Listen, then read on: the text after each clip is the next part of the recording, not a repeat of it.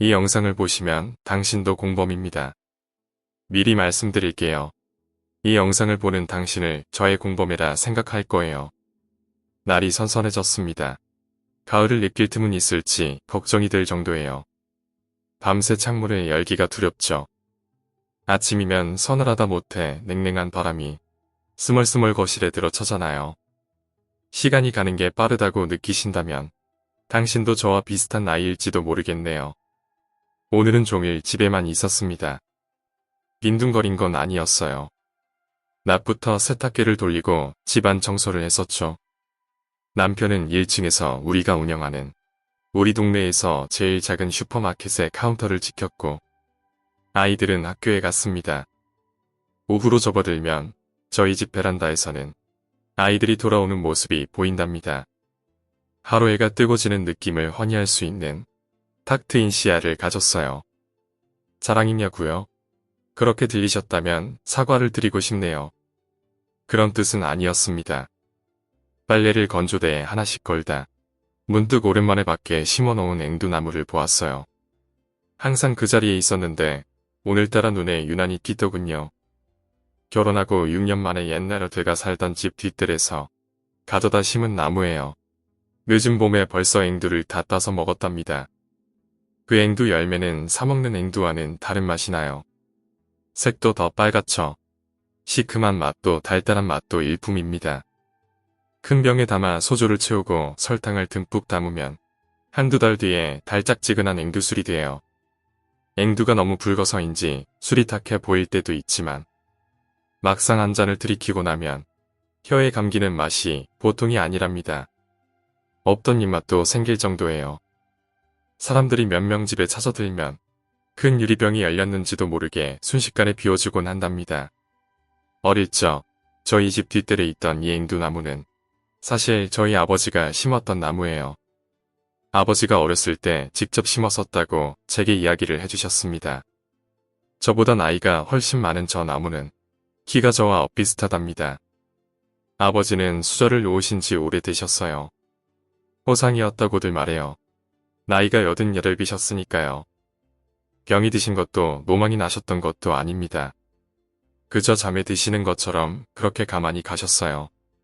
저는 곁에서 아버지를 보내드렸답니다. 쥐책이죠. 아직도 앵두나무를 볼 적마다 아버지가 떠오른답니다. 저 앵두나무의 열매가 유별나게 맛이 좋은 이유를 말씀드리고 싶어요. 이건 올해로 정확히 25년이 된 이야기입니다. 10월이었죠. 저는 아직 유치원생이었어요. 저는 뒷뜰에 앉아 있었죠. 날이 좋았습니다. 해가 높게 떴었고 뒷뜰로 바람도 솔찬히 불어서 덥지도 춥지도 않은 시원한 가을의 날씨였어요. 저는 어머니라고 불러야 했던 사람과 함께였습니다. 그때는 아직 하늘나라에 계신 엄마가 있는데 왜 다른 사람을 어머니라고 불러야 하는지 이해가 가질 않았었어요. 순진하기만 했던 때 같습니다. 어머니는 예뻤어요. 칠흑 같은 머리가 길고 단정했죠.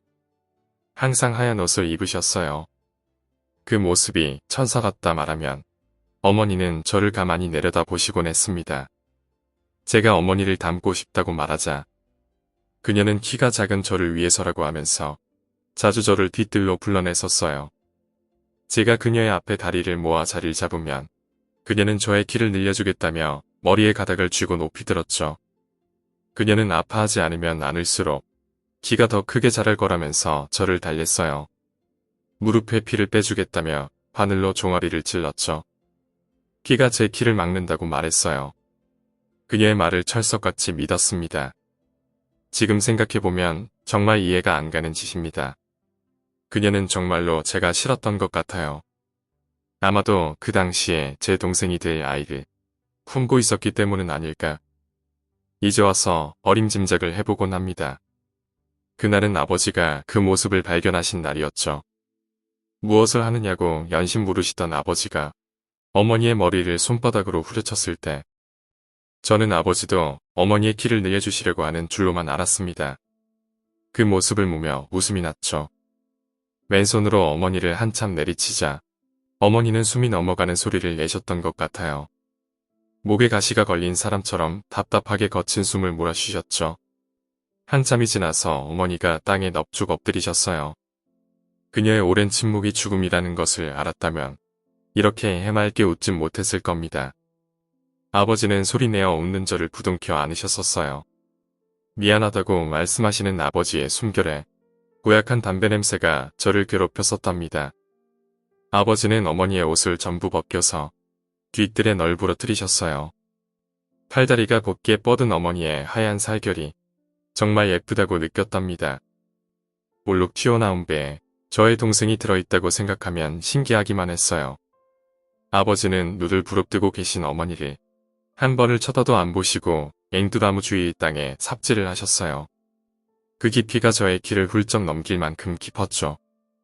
제가 신기하다며 구덩이 안으로 들어가면 아버지는 얼른 저에게 손을 내밀어 저를 다시 끄집어내시곤 했습니다. 그 자리는 어머니를 위한 자리라고 하셨어요. 새우점을 자는 것처럼 등을 구부린 어머니가 앵두나무를 감쌌던 옆으로 누우셨어요. 다리를 모아 끌어안은 것처럼요.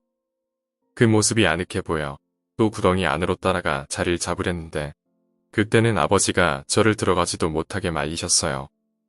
제 옷을 늘어뜨리시며 아버지는 고개를 저으셨답니다. 아버지와 같이 어머니의 몸 위에 흙을 덮고선 땅을 다졌죠. 원래보다 볼록하게 튀어오른 흙더미를 다시 평평하게 만들 것처럼 한참 땅을 짓밟았습니다. 아버지는 어머니가 앵두나무가 되시는 거라고 하셨어요. 이후로 앵두의 붉은색이 어머니의 입술을 닮았다고 생각했습니다. 이내 잊어버렸었지만요. 그날 아버지와 제가 둘이서 사람을 땅에 묻었다는 사실을 다시 상기했던 건 그날부터 거의 10년이 지난 여름날이었습니다. 아버지는 저에게 어머니를 기억하냐고 물으셨죠. 저는 두 사람의 얼굴이 떠올라 어느 쪽인지 물었습니다. 아버지는 앵두나무가 된 어머니를 묻는 것이었죠. 다시 그 기억이 떠올랐을 때 아버지가 사람을 패 죽였었다는 사실을 깨달아야 했습니다. 저는 아버지가 사람을 묻었던 흙 위에서 신이 난 것처럼 뛰어다녔죠. 저는 나이 7의 살인의 공범자가 되었던 거예요. 비록 잊고 있었던 10년의 기나긴 세월이 있었지만 다시 떠올라버린 기억은 좀처럼 사라질 것 같질 않았죠. 아버지는 어머니가 완전히 세상에서 사라지길 바라셨습니다. 처음엔 그 뜻을 몰랐지만 아버지가 앵두나무 주위를 동그랗게 파는 순간부터 눈치를 챌 수 있었죠. 저에게서도 아버지에게서도 완전히 사라지길 원하셨나 봐요. 아버지는 작고 얇은 뼈를 골라 마당에 기르는 개들에게 던져주셨어요. 뼈를 쳐다보지도 않는 개들 앞에 덩그러니 놓여있던 그 발가락이나 손가락의 마디들은 시간이 지나고 나니 모두 사라지고 없었죠. 저는 아버지를 도와 큰 뼈들을 여러 개로 부숴야 했습니다. 아버지와 전 뼈를 큰 국 냄비에 넣고 오랜 시간을 우려놨어요. 아버지는 뼈를 잘게 부수길 바라셨어요. 한참을 공들여 우려낸 뼈들을 빻아내고 남은 알갱이들은 다시 개들에게 던져줬습니다. 나머지 가루가 된 녀석들은 아버지가 직접 앵두나무 주위로 뿌리셨죠. 앵두나무 주위로 덮은 흙더미가 옛날처럼 불룩하게 올라서 있었어요. 그 안에는 더 이상 어머니가 있지 않은데 왜 배가 불렀을까? 의아해하며 저는 한참을 발로 땅을 다졌습니다. 왜였을까요? 앵두나무 주위의 땅은 평평해지질 않았답니다. 1년이 지나서 어머니의 뼈를 삼켰던 그들을 아버지가 잡으셨습니다. 불로 살을 그슬린 개고기가 마당에서 내장을 쏟아놓고 널브러져 있었죠. 아버지를 도와서 내장을 걸러내고 개들의 살을 씻겼습니다. 다리와 배를 갈라 먹기 좋게 찜통에 얹었지요. 아버지가 시키셔서 머리를 떼어내 뒷대 앵두나무 밑에 다시 묻어주었습니다. 눈을 지그시 감은 개들이 혀를 내밀고 있었죠. 끄슬린 털과 살결의 냄새가 오랫동안 고소하게 남아 있었습니다. 남편과 결혼하고 잊었던 앵두나무의 존재를 다시 일깨웠던 것도 아버지셨습니다. 남편이 아버지의 제사를 꼬박 챙겨주었어요. 그런 그가 아버지가 좋아하시는 과일을 물었기 때문에 다시 그 나무를 떠올렸습니다. 애꿎게도 아버지는 앵두를 별로 좋아하시진 않으셨어요. 아버지는 배를 좋아하셨습니다. 물이 많이 나오는 달달한 놈을 좋아하셨죠. 그럼에도 아버지는 마지막 길에 자신을 화장해서 앵두나무 주위에 뿌려주시길 바라셨어요. 왜였을까요? 지금까지도 그저 짐작으로만 아버지가 어머니를 많이 좋아했을지도 모르겠다고 그저 상상만 해봅니다. 땅속에 떨이를 틀던 어머니의 입술에 그 붉은색이 봄에 처음 열매를 맺었던 떨떠름한 앵두맛을 닮아있을 것만 같다는 생각을 했습니다. 아버지의 유골을 뿌려주었으니 아마 두 분이서 나무 뿌리에 엉켜 달라붙어 있을지도 몰랐죠. 남편에게 졸라서 나무를 이장했어요. 적은 비용이 아니었는데도 남편은 기꺼이 나무를 옮겨 심었지요. 다행히도 그는 저를 오랫동안 아껴줍니다. 저와 닮은 구석이 많은 사람이에요.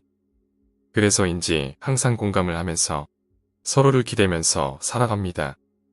봄이 오면 남편과 아이들에게 앵두를 따다 줘요. 주위 사람들에게 마음껏 따다 드시라고 말씀을 드립니다. 잘 여문 앵두의 시큼한 즙이 상상될 때 입안에 침이 돌진 않으신가요? 여러분들에게도 이 맛을 보여드릴 수 없는 것이 아쉽기만 하네요. 이런 이야기를 했던 건 이번이 처음이에요. 남편도 모르는 이야기랍니다. 심기를 건드렸다며 어쩔 수가 없네요. 그저 죄송할 따름입니다. 하지만 가슴이 후련해요. 어떻게 해도 떨쳐낼 수 없다는 걸 받아들일 수 있었거든요. 여러분은 그저 재미로 보고 잊어버리시길 바랍니다. 그래도 혹시 이 이야기를 기억하시는 사람이 있을지 모른다는 생각 하나만으로 이제는 저 혼자 이 짐을 짊어지지 않아도 된다는 위안이 되겠네요. 저의 살인 고백을 기억해 주시는 당신을 저의 공범이라고 생각할게요. 오늘 이야기는 여기까지입니다. 오늘 이야기가 재미있으셨다면 구독과 좋아요, 댓글 부탁드립니다. 댓글은 저에게 큰 힘이 됩니다. 감사합니다.